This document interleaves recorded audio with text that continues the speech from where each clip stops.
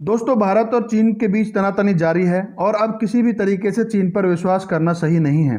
लेकिन सोचने वाली बात यह है कि दोनों देशों के बीच जब सब कुछ ठीक चल रहा था, फिर यकायक चीन ने ऐसा कदम कैसे उठाया। दोस्तों, इतना तो आप भी समझते हैं कि किसी भी देश पर आक्रमण करना कोई छोटी बात नहीं है।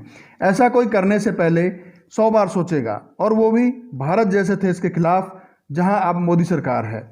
जहां तक मैं समझता हूं, ऐसा कोई दो स्थिति में ही करेगा। पहला, जब वह ऐसा करने के लिए मजबूर हो और उसके पास कोई दूसरा ऑप्शन ना बचा हो, और अगर वो ऐसा ना करे तो उसके अस्तित्व पर ही सवाल उठ जाएं। दूसरा, जब उसे बड़ी वाली मस्ती चढ़ी हो, ग्रैंड मस्ती, या दूसरे वाली जी मस्ती। तो चीन ने किस वजह से भारत के साथ बिना बात के पंगा लिया? क्या वो मजबूर था? क्या उसने ताकत के नशे में आकर ऐसा किया? बहुत ही इंपॉर्टेंट एंड इंटरेस्टिंग टॉपिक पर आज हम बात करने जा रहे हैं। लेकिन शुरू करने से पहले रिक्वेस्ट करता हूं कि यदि आप मेरे चैनल पर नए हैं और अभी तक आपने हमारे चैनल को सब्सक्राइब नहीं किया है तो जल्दी से सब्सक्राइब कर दीजिए। साथ ही घंटे के आकार वाले बटन को भी दबा दीजिए ताकि हमारे आने वाली वीडियोज़ के नोटिफिकेशन आपको मिल जाएँ। दोस्तों, हाल ही में हमने एक वीडियो बनाया था जिसमें जिक्र किया था कि भारत चीन का अगर युद्ध हुआ तो पलड़ा किसका भारी पड़ेगा और क्यों। आप इस वीडियो को ऊपर आई के बटन को दबा के देख सकते हैं या फिर हमारे चैनल को विजिट कर सकते हैं।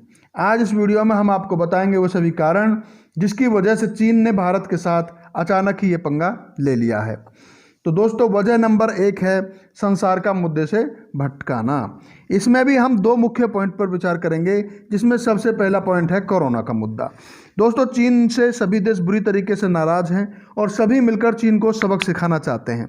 चीन ने विश्व को एक महामारी दी जिसका नाम है कोरोना, जिससे लाखों लोगों की जान चली गई और अभी सभी की अर्थव्यवस्था भी जमीन पर आ गई है।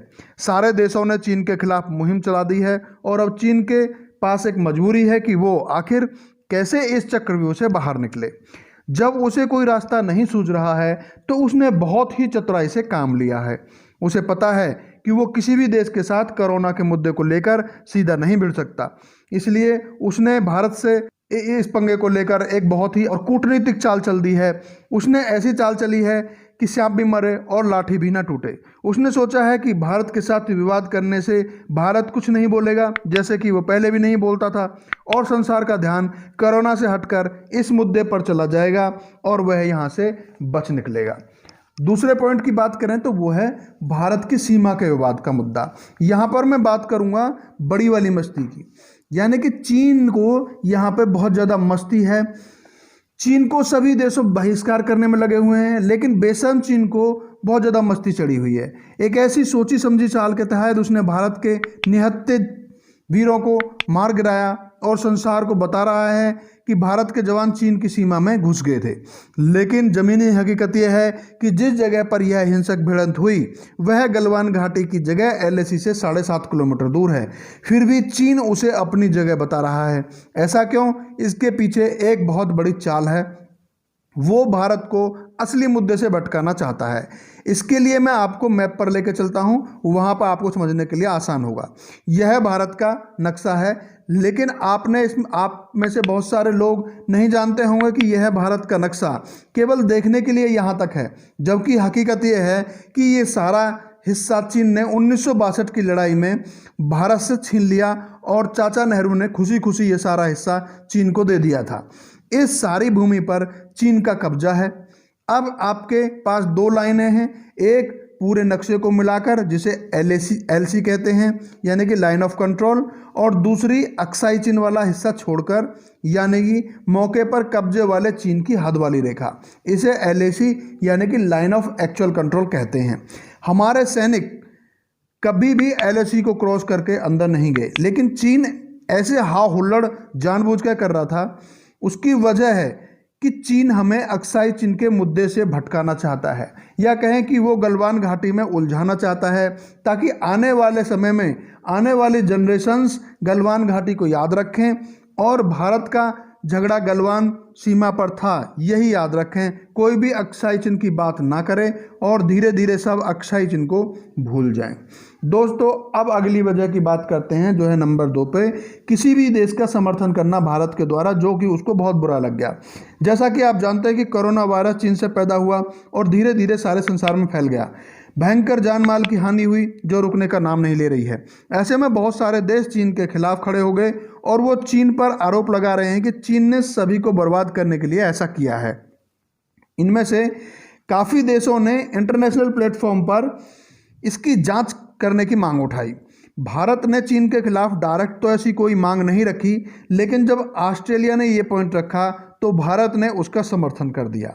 बस चीन इसी वजह से तिलमिला गया कि भारत ने उसके खिलाफ किस तरीके से ऑस्ट्रेलिया के फेवर में ये डिसीजन ले लिया और उसने ऐसा घिनौना काम किया कि भारत के 20 शेरों को निहत्था मार दिया और गलवान घाटी में ये हिंसक अंजाम दिया।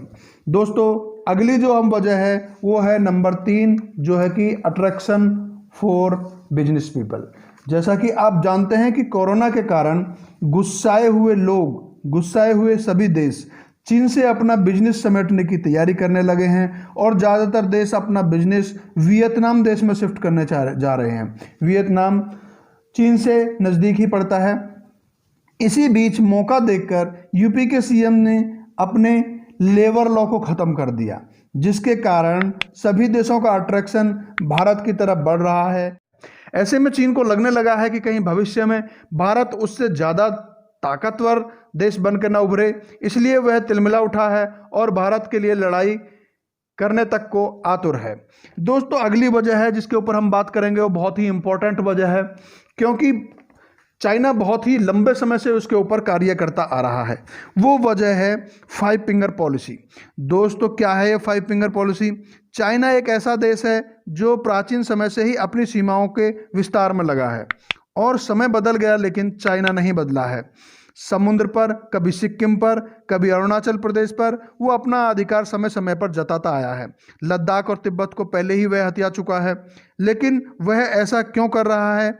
उसके पीछे एक सोच है, एक ऐसी सोच जो बहुत लंबे समय से काम कर रही है और चीन ने हमारे ऊपर यकायक ही ऐसा आक्रमण नहीं किया है। देखिए, उसकी एक पॉलिसी है जो है 5 फिंगर पॉलिसी, जिसके तहत वह ऐसा करता आ रहा है। चीन के प्रेसिडेंट थे एक माओ जेडुंग। जब चीन ने तिब्बत पर कब्जा किया तो माओ जेडुंग ने कहा था कि तिब्बत तो केवल हाथ की हथेली है, अभी 5 उंगलियों को और भी उसने अपने कब्जे में लेना है, तभी पूरा हाथ उसके कब्जे में आएगा। तिब्बत को उसने हथेली कहा था। 5 फिंगर्स कौन सी हैं? वो फिंगर्स हैं, finger number 1 Ladakh, finger number 2 Nepal, finger number 3 Sikkim, finger number 4 Bhutan और फिंगर नंबर 5 अरुणाचल प्रदेश। तो तब जाकर पूरा हाथ चीन के कब्जे में होगा। इसीलिए चीन यह सब कर रहा है और यह अफवाह फैला रहा है कि इंडिया उसे लड़ाई के लिए उकसा रहा है।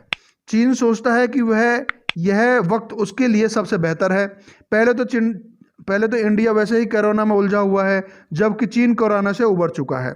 दूसरे, अगर लड़ाई हुई तो इंडिया को 2 फ्रंट पर लड़ाई करनी पड़ सकती है, चाइना से, पाकिस्तान से और नेपाल साइड से, क्योंकि पाकिस्तान पहले ही चाइना के साथ है और अब उसने नेपाल को भी अपने साथ मिला लिया है। दूसरे, वह लड़ाई का पूरा ठीकरा भारत के सर मढ़ देगा कि भारत ने उसे ऐसा करने के लिए उकसाया। दोस्तों, चीन बार बार पीछे हटने का नाटक करता है और हम उस पर विश्वास कर लेते हैं। अभी न्यूज़ में आप लोगों ने देखा होगा कि चीन भारत से डर गया है और 1 किलोमीटर पर पीछे हट गया है, लेकिन सच तो कुछ और ही है। गलवान घाटी की हिंसा के बाद लगभग 5000 सैनिकों का जमावड़ा उसने अपने बॉर्डर पर लगा दिया है। बॉर्डर पर हर 2 किलोमीटर पर एक पोस्ट बना दी है। इसे भारत को बिल्कुल भी हल्के में नहीं लेना चाहिए और हर तरीके से अपनी तैयारी करके चलना चाहिए, क्योंकि चाइना एक विश्वास करने वाला देश नहीं है। दोस्तों, अगली वीडियो में हम आपको बताएंगे कि भारत कैसे कमर तोड़ सकता है चीन की। अगर लड़ाई हुई तो कौन कौन देश होंगे भारत के पक्ष में और कौन खड़ा होगा चीन के साथ में। अगर यह वीडियो आपको पसंद आई तो लाइक करें और वीडियो को शेयर करें और चैनल को अभी तक अगर आपने सब्सक्राइब नहीं किया हुआ है तो जल्दी से इसको सब्सक्राइब करें। धन्यवाद।